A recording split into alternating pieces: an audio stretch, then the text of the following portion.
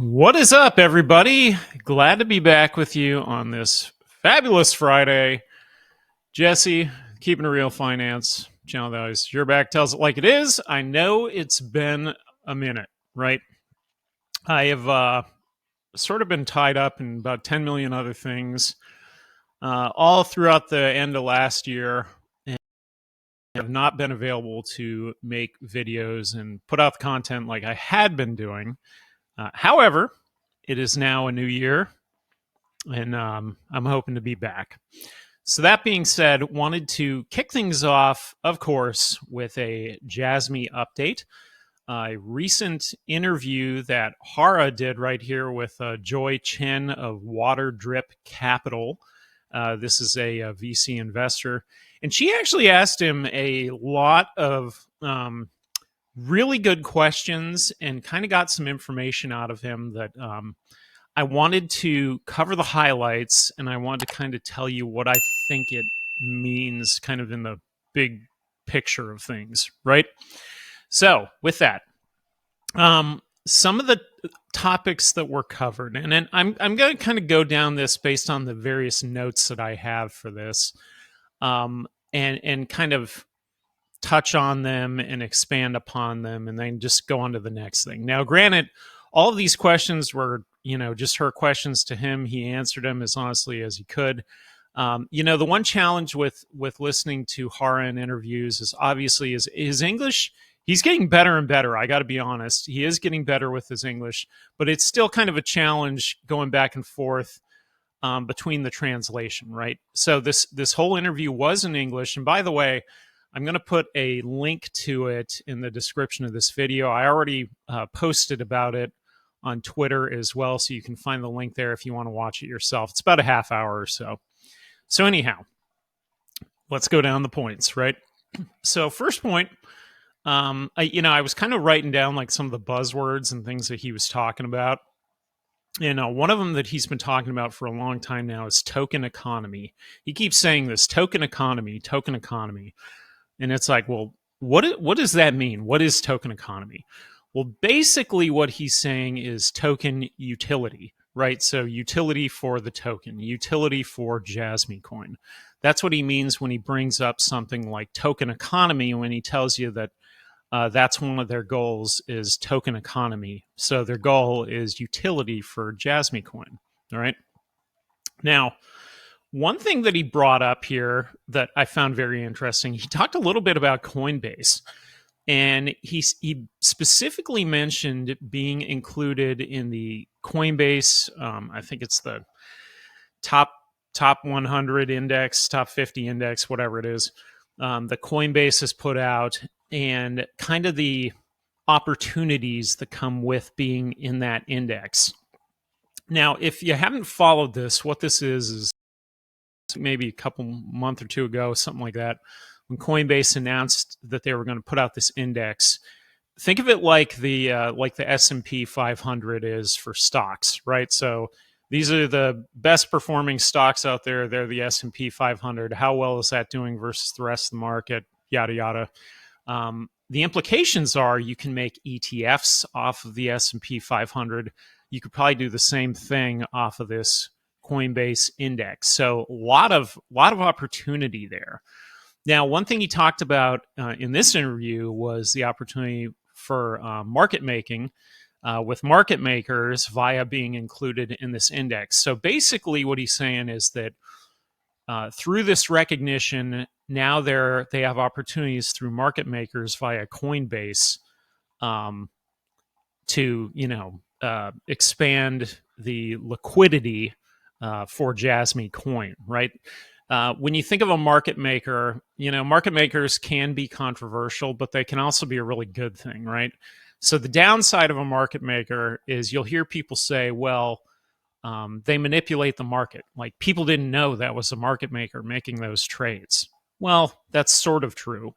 However, when a market maker discloses up front and they say, hey, we're going to be a partner with whatever cryptocurrency or stock or whatever, basically they're saying that we've disclosed it, that we are here up front. Some of these trades will be us. We're not going to tell you every single trade, but basically we're going to make the market through providing liquidity. And personally, I've seen JASMY use a market maker in the past that has helped the coin tremendously. So whenever they talk about using market makers with JASMY, this is a really big deal for all of us who trade or hold the coin, because this kind of makes it under the surface, right? Now, Coinbase told them that this was very interesting too, that they didn't need Sony. I kind of find pretty funny, because JASMY, if you follow JASMY for a little while, they always reference Sony, right? And for good reason, that the founders of JASMY are ex-Sony leadership, former CEO, former head of the Sony store, marketing, etc., right? So Coinbase basically said, hey, like, this is a blockchain project. You don't need to keep talking about Sony. You have a great idea with the PDL, that is the personal data locker, and you should use blockchain to solve the problem. And he kind of said it in a way that he found it humorous that they were telling him this, you know. So he's talked in the past about how there's kind of like an old guard and a new guard at JASMY, and he's sort of the new guard, and the old guard is sort of the older guys, the device makers from Sony.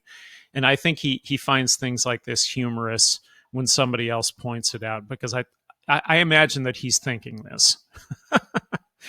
So anyways, next topic. So she asked him about crypto-based companies doing business in Japan, and why it's hard for them to do business there. And he said, and I don't know if I ever caught this before, he said Japan bans DEXs, so decentralized exchanges, and DeFi, which makes it hard for outside crypto companies to do business in Japan. So sounds like an obvious statement, but something that no one ever talks about. The lack of DEX and DeFi opportunities kind of closing off this market from much of the rest of the world, where you can use decentralized exchanges and decentralized finance, right? So very interesting take on that from somebody in Japan. Now, she asked him about, this was funny too, and he actually said that he started learning English after a trip to the Philippines 9 years ago. I didn't know that, right? And I've been following JASMY a long time. So apparently he's been working on his English for about 9 years now. And like I said, yeah, the more he does it, the better he gets. But that all apparently stemmed from this trip over to the Philippines, oddly enough. Now, he did say that JASMY is focused on making a Japanese compliant product which instills confidence due to the strict regulatory environment in Japan. This is a good thing. That's a really good thing, right? So basically what he's saying there, if you read between the lines, is this isn't a rug pull, and we think we bring quality because of our strict environment that we created this project within, right? Going back into the past, a lot of Japanese projects would leave and they'd always go to Singapore because the regulatory environment in Japan was too strict. Well, JASMY didn't leave. So going back from when it started to what it's sort of morphed into today, it's gone through a lot of very strict regulation to be a legally compliant cryptocurrency in Japan, right? Now, he did mention that outside of Japan, she had asked him, which countries outside of Japan or in Asia, that they had done the most business with. And Hara specifically mentioned Hong Kong, Malaysia, and Taiwan as primary areas, which would make sense. Taiwan, I know there's a lot of the chips that are conducted there, the semiconductors. And he did specifically mention that JASMY kind of started out in the semiconductor arena, right? So that could explain the Taiwan part, as well as I know Ando had some ties to Taiwan. I know in the past they were targeting Hong Kong, Malaysia. These are where, and by targeting, I mean this is where the laptop comes in with the PDL and secure PC, etc. They're right now. this is probably the funniest part of the interview. She asked him specifically about Trump dropping his new meme coin, and even referred to it as a quote shit coin. And he talked about the pump and dump nature of meme coins, which was kind of funny. Now, he did say specifically that they're not concerned with meme coins, and he said that he doesn't buy them, but his friends do, and he kind of likes them in crypto. So I thought that was pretty funny. And I think she was insinuating that, what do you think about coins like this that come out that sort of maybe discredit the market a little bit, right? Like if you follow any of the cryptocurrency subreddits, that they've been talking about this nonstop, that it sort of takes away from the technology that is being built. It even takes away from the market itself when you have an influx of cash that comes out of other altcoins and it goes into a meme coin, and then somebody just rug pulls the money out of it. Great. Then the market kind of has to start over again, right? So that's kind of what she was getting at there. But really, meme coins don't really have anything to do with JASMY whatsoever. So I think she was more so just sort of asking his personal opinion on that. But anyhow, right? Now, he did say that the projects he does like, what he does apparently invest in, are ones that have rollups. So to explain what this is Ethereum is a blockchain, okay? Many projects start on Ethereum. They're referred to as a ERC20 token. Ethereum currently and throughout its lifetime has only had so much throughput, meaning it can only process so many transactions per second. So typically what happens is a project will start on Ethereum. Eventually it has to leave. It has two paths. One path is it leaves altogether and it starts its own blockchain where it can process more transactions. That's one option. The other option is it stays on Ethereum, but then uses a separate side chain to roll up, aka increase the transactions on the side, and then use them within Ethereum. So what Hara was saying here is that he likes those roll-up projects. So think of Polygon is a great example of that. It scales up Ethereum. Janction is that's what he's exactly intending to do, is basically scale up transactions on a side chain from Ethereum. Kind of the same idea, but using JASMY. There's multiple other examples of projects that do this. He also specifically mentioned Base. So this was Coinbase's sidechain, right? Now, he did say that it is hard to hire blockchain engineers in Japan. So again, when you have an environment that's not crypto business friendly and is not, let's say, friendly to the space, to the technology, it's very difficult to have people live, work in that environment and be available in that environment.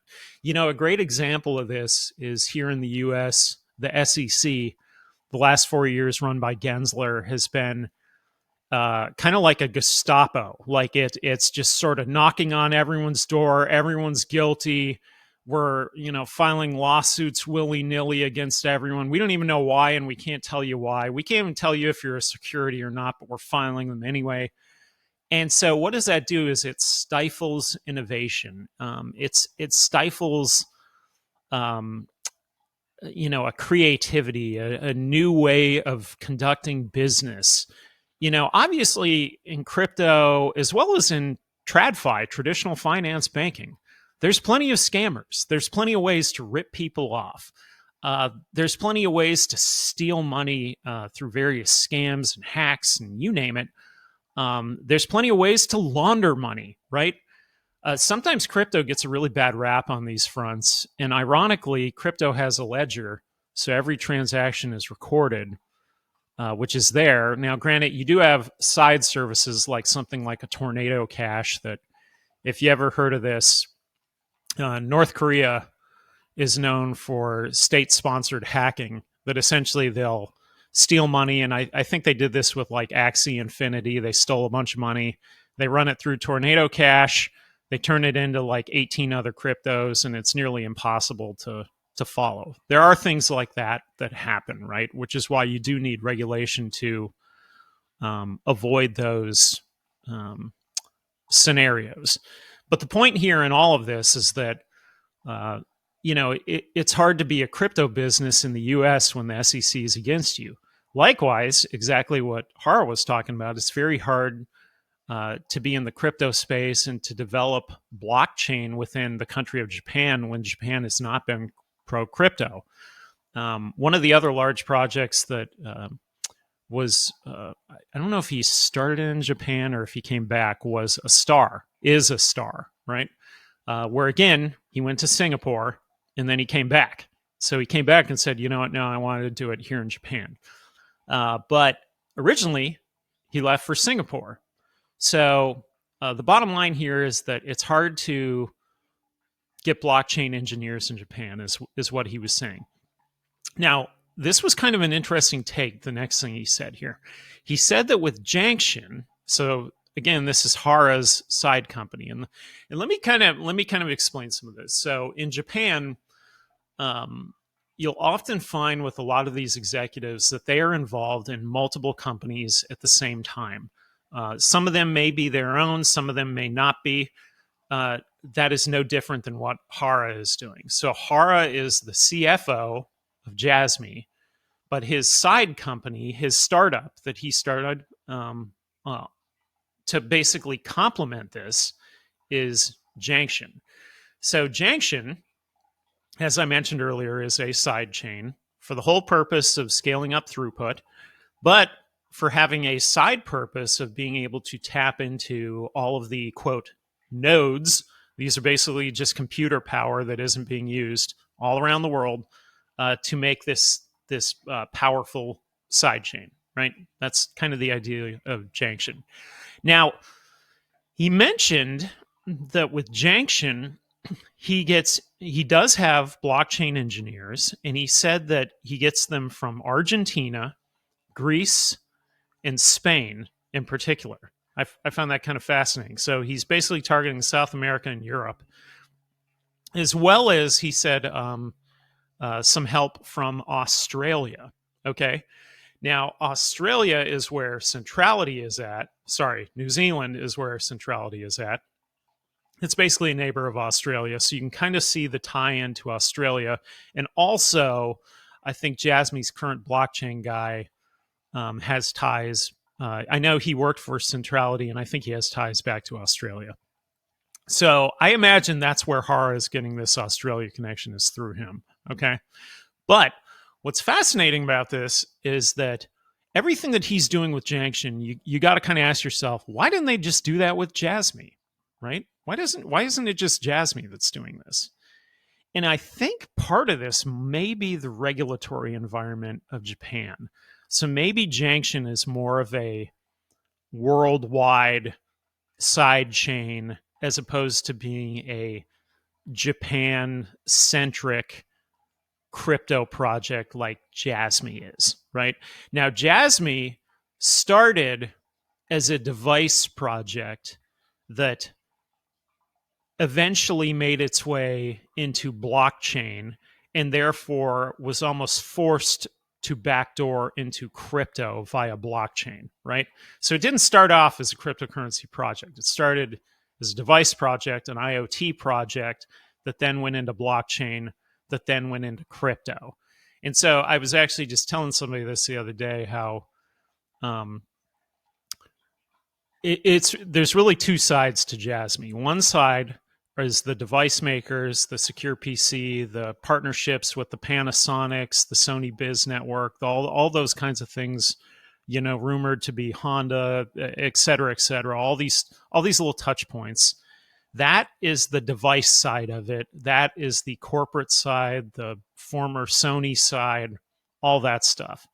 The other side of JASMY has to do with JASMY Coin and cryptocurrency and how that incorporates to blockchain. So a lot of people have a very hard time understanding this.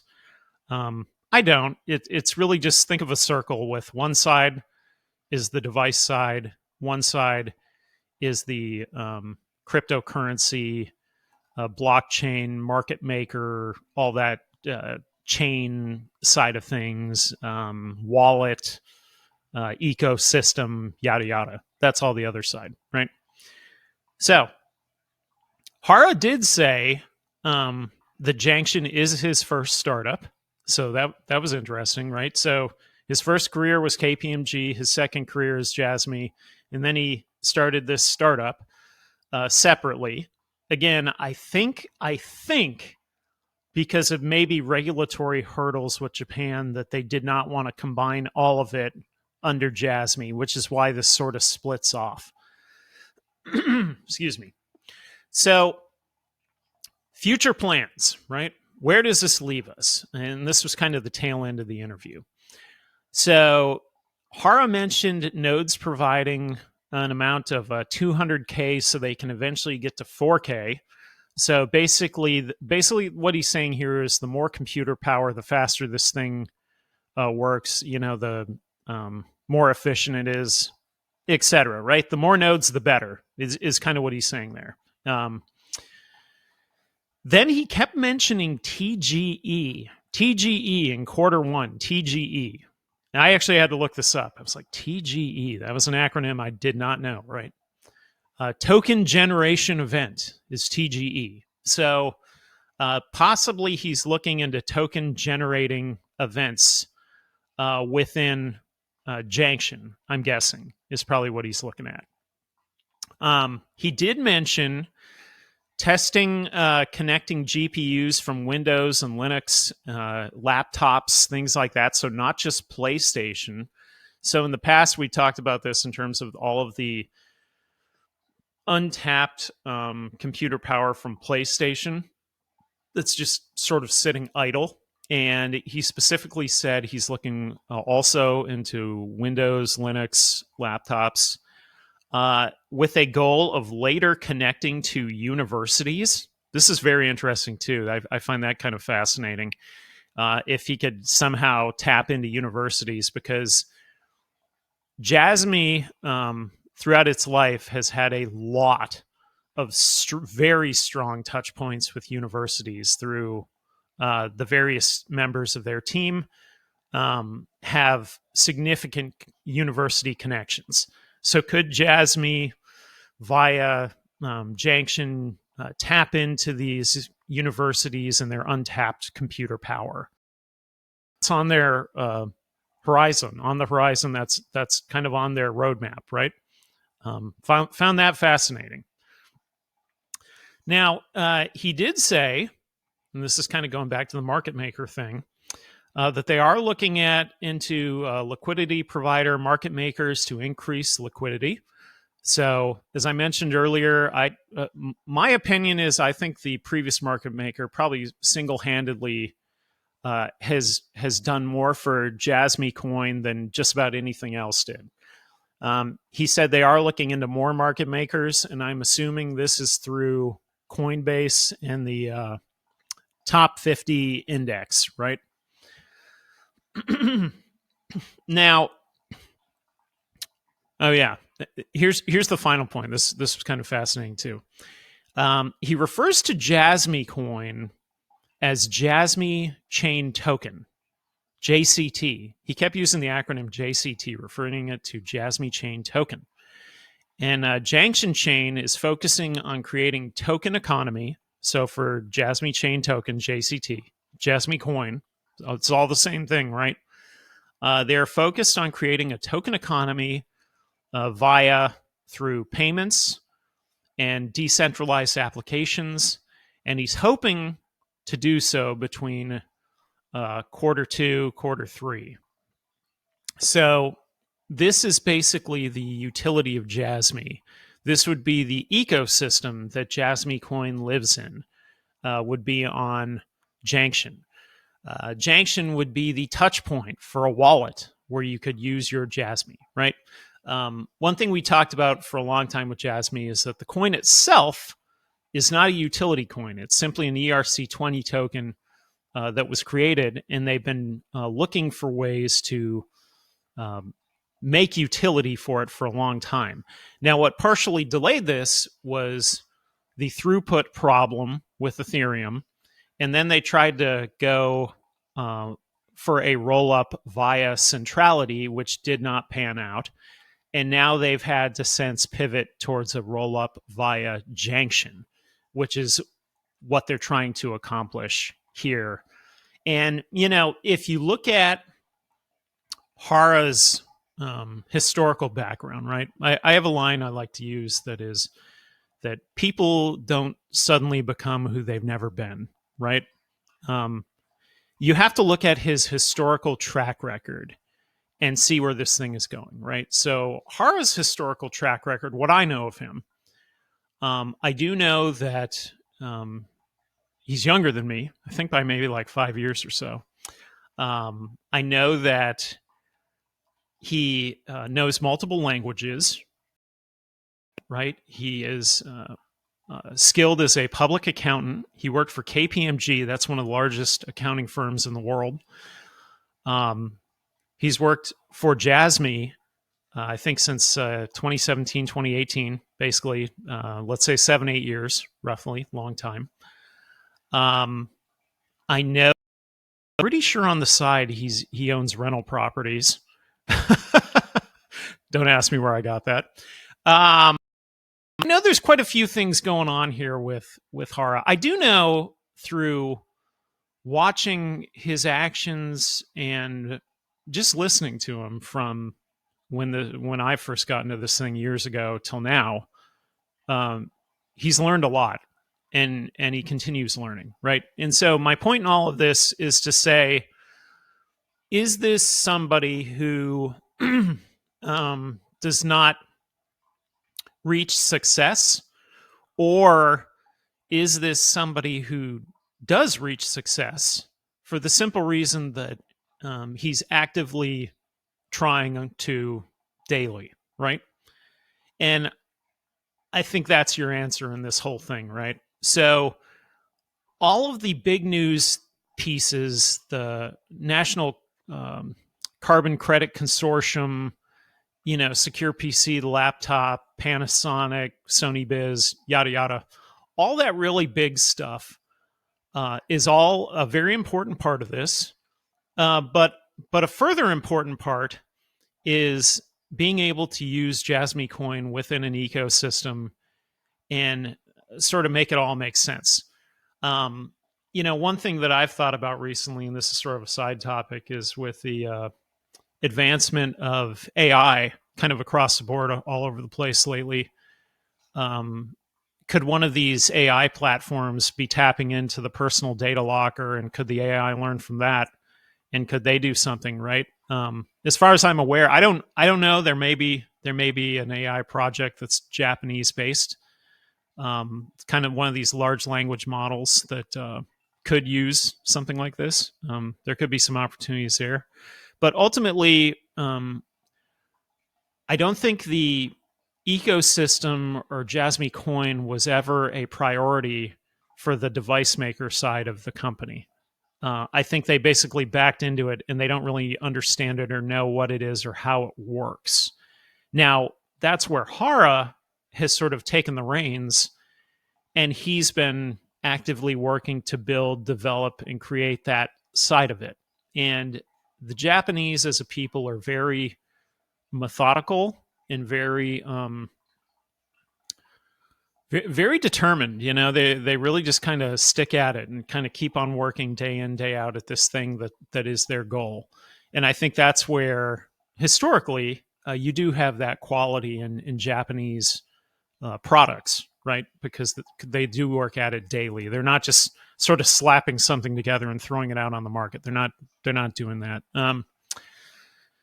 So where it leaves us in all of this was a very fascinating interview overall. A lot of really good questions were asked, kind of surprisingly. You know, typically when Hara is getting interviewed, most of his interviews and AMAs, the questions are not very good.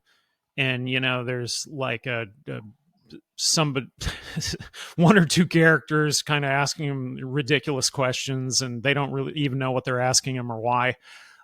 This particular person, Joy Chen, and Waterdrip Capital, you could tell they've done their homework here, and they really kind of knew a lot more. And also, as a VC investor, it's interesting that they're interviewing Hara, because basically they're saying we're investing in JASMY, which again is good. I even reposted a post from Twitter that was shared that showed some significant buys lately in one of the top 10 wallets, right? Just building up, building up. Could that be a Waterdrip Capital investing in JASMY? Sure, of course it could. All these wallets, for the most part, are anonymous. You never really know who it is or what their intent is. But could this be somebody like this? Absolutely it could. And so I think the biggest takeaway here is, second or third quarter is specifically what Hara said, that he would like to have the token economy testing and somewhat working. Now, ultimately, in terms of the 2025 and the bull run before the market resets and whatnot, will all that happen in time? To be determined. It's really kind of hard to say. One thing I would say is that the more time that goes on that the market doesn't explode, the harder it's going to be for it to ultimately make those big gains, right? But the point in all of this, and kind of in this video, is to say that this is something real. It's something they're working on. I kind of wanted to translate some of these talking points and tell you what they really mean. And, also kind of come out from under the rock I've been hiding under for the last 6 months. So anyhow, that's all I got for you today. Hopefully you enjoyed the video. If you did, make sure to hit the like button. Make sure to subscribe to the channel. As always, this is Jesse with Keeping It Real Finance, the channel that always has your back, tells it like it is. And like I said, I hope to be a little more active now in 2025. Health-wise, I'm also feeling very good. Not to plug this product, but I got myself a Peloton over the holidays, and I cycle every day. And outside of that, I've been eating better, a lot of protein. High protein, low fat is kind of the thing that seems to work for me. And I feel the best I've felt in quite a long time. So that's saying something. So anyways, just wanted to throw that out there. Hope you're all doing well, healthy in 2025. Good to be back with you. Leave a comment if you got something to say. Otherwise, I'll be on Twitter here and there. And looking forward to putting out some more things in 2025. Thanks again for stopping by.